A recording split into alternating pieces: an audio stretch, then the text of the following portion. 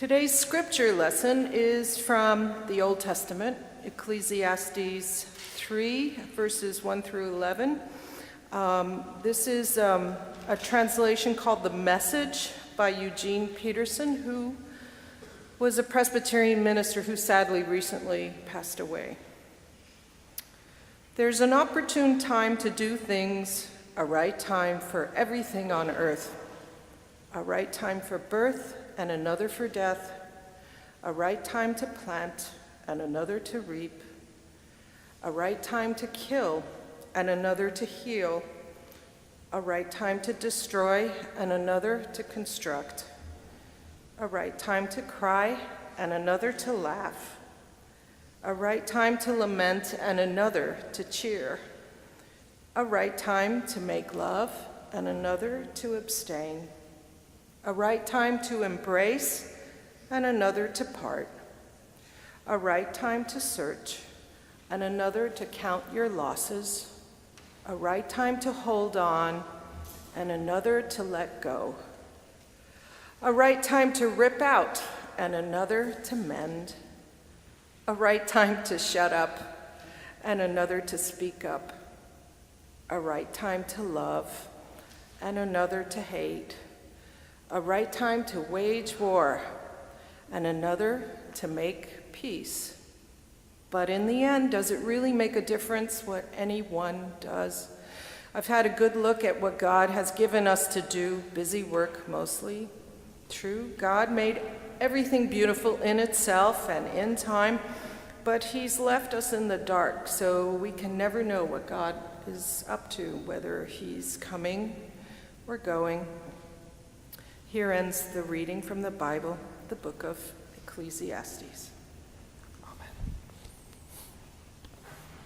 So, dear friends, for everything there is a season and time for every matter under heaven, a time to be born and time to die, and so on and so forth, as we heard.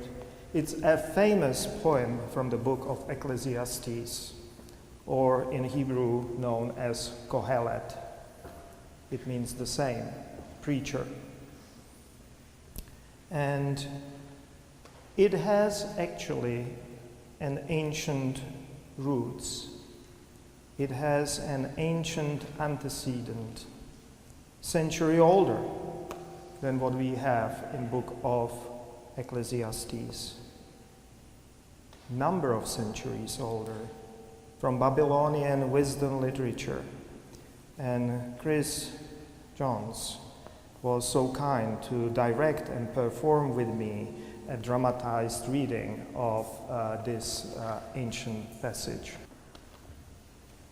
Servant, listen to me. Yes, my lord, yes. Bring me at once the chariot. Hitch it up. I will ride to the palace. Ride, my lord, ride. All your wishes will be realized for you. The king will be gracious to you. No, servant. I shall not ride to the palace. Oh, do not ride, my lord. Do not ride to the palace. The king will send you to a land which you know not. He will send you to be captured. Day and night he will let you see trouble. Servant, listen to me. Yes, my lord, yes. Bring me at once water from my hands and give it to me. I wish to dine. Oh, dine, my lord, dine. To dine regularly brings joy to your heart. A table of such happiness the sun god Shamash visits. No, servant, I shall not dine. Do not dine, my lord, do not dine. Eat when you are hungry and drink when you are thirsty. That is the proper way for every man. Servant, listen Yes, to me. my lord, yes. Bring me at once the chariot. Hitch it up. I will ride to the wilderness. Ride, my lord, ride. The hunter's stomach is full. Your strength will be like the bite of dogs crushing bones, and you will abide with freedom-loving creatures. No, servant. To the wilderness I will not ride. Do not ride. my Lord, do not ride. The hunter's mind is flicker, and dog's teeth can break. And freedom-loving creatures, they do live in holes in desolate places. Servant, listen to me. Yes, my Lord, yes. At the word of my adversary, I shall remain silent. Remain silent, my Lord. Remain silent. Silence is better than too many words. No, servant, at the word of my adversary, I shall not remain silent. Do not remain silent, my Lord. Do not remain silent. If you do not speak for yourself with your mouth, your adversary will defeat you. Servant, listen to me. Yes, my Lord, yes. I intend to start a rebellion. Do it, my Lord. Do it. If you do not start rebellion, what becomes of your clay? Who will give you something to fill your stomach? No, servant, I shall not do any such violence. Do it not, my Lord. Do it not. The man doing something violent is killed or ill-treated, or he is maimed or captured and cast into prison. Servant, listen to me. Yes, my Lord, yes. A woman will I love. Yes, love, my Lord, love. The man who loves a woman forgets pain and trouble. No, servant, a woman I shall not love. Do not love, my Lord, do not love. Woman is like a bottomless well. Woman is like a sharp dagger which cuts a man's neck. Servant, listen to me. Yes, my Lord, yes. Bring me at once water from my hands and give it to me. I will offer a sacrifice to my God. Offer, my Lord, offer. A man offering sacrifice to his God is happy. Everything he touches turns to profit. No, servant, a sacrifice to my God will I not offer. Do not offer it, my Lord. Do not offer it. That will teach your God to trot after you like a dog. He will beg for rituals and offer oracles. Servant, listen to me. Yes, my Lord, yes. I shall give food to our country. Give it, my Lord, give it. The man who gives food to his country, his barley remains his own, and he receives so much good and benefits from his generosity. No, servant, food to my country I shall not give. Do not give, my Lord, do not give. Giving is like loving ungrateful sons. They will curse you, they will eat your barley and destroy you. Servant, listen to me. Yes, my Lord, yes. I will do something helpful for my country. Do it, my Lord, do it. The man who does something helpful for his country, his helpful deed is placed in a bowl of supreme God Marduk. No, servant, I will not do something helpful for my country. Do it not, my Lord, do it not. Climb the mounds of ancient ruins and walk about. Look at the skulls of late and early men. Who among them was an evildoer, and who a public benefactor? Servant, listen to me. Yes, my Lord, yes. Now, what is good?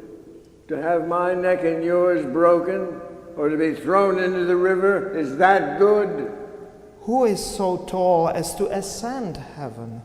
Who is so broad as to encompass the entire world? Oh, well, servant, I will kill you and send you first.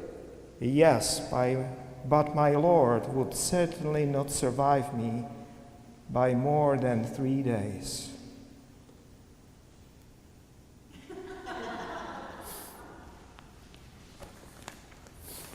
So that was our attempt for a dramatized reading from this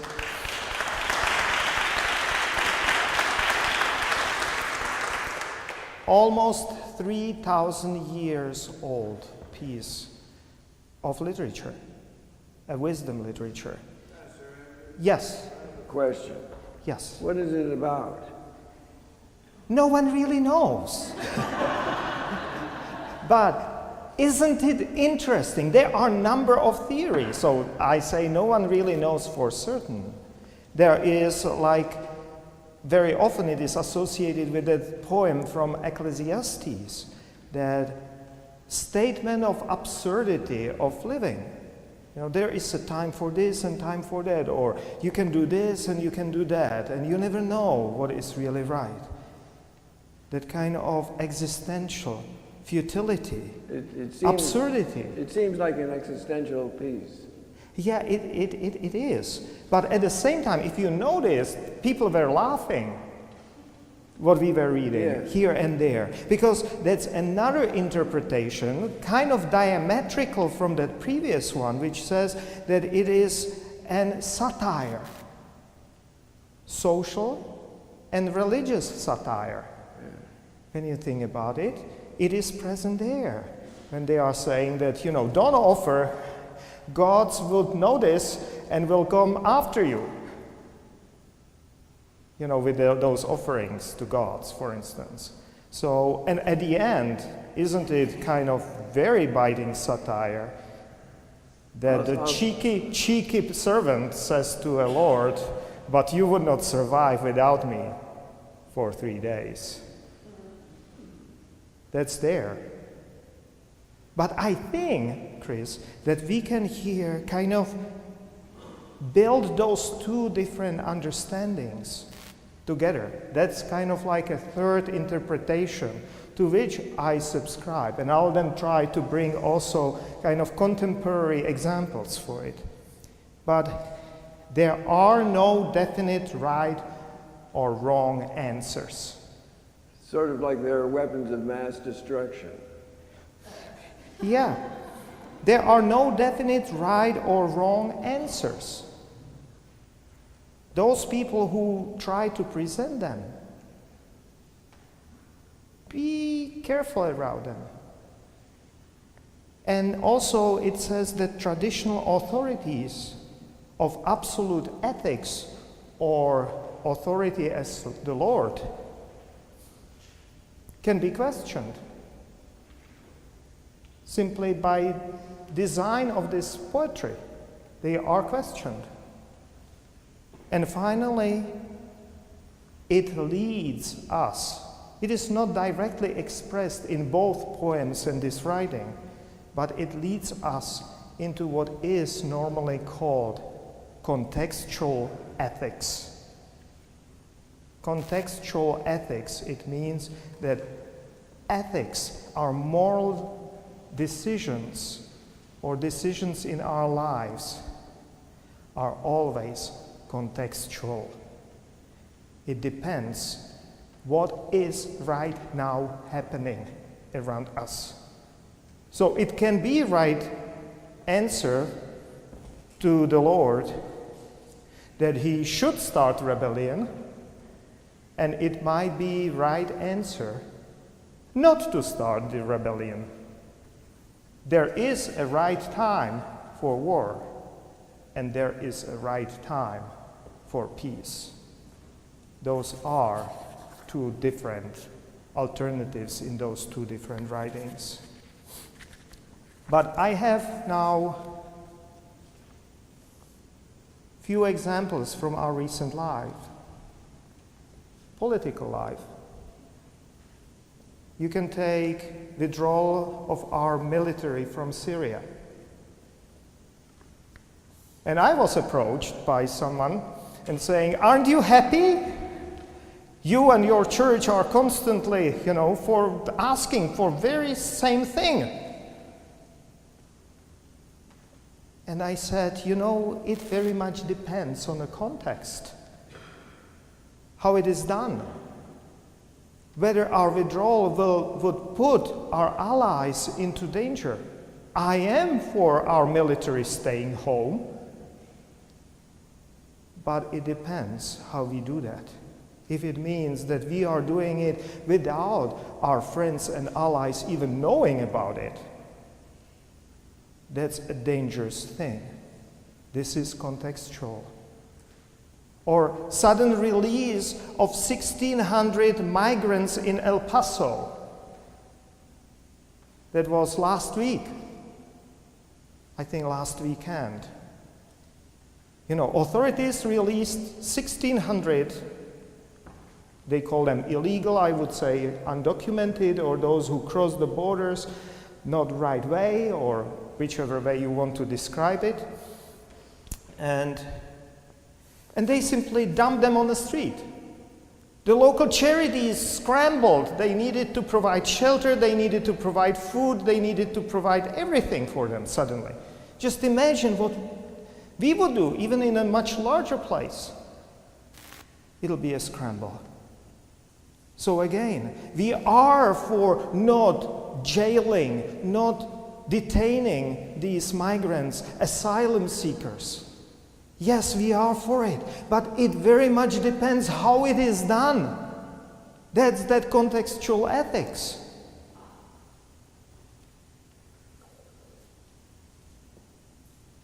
And on the other hand, it is very often that kind of logic of either or, presenting everything in binary modes, like it was in this writing, or like it is in that prayer or poem from Ecclesiastes.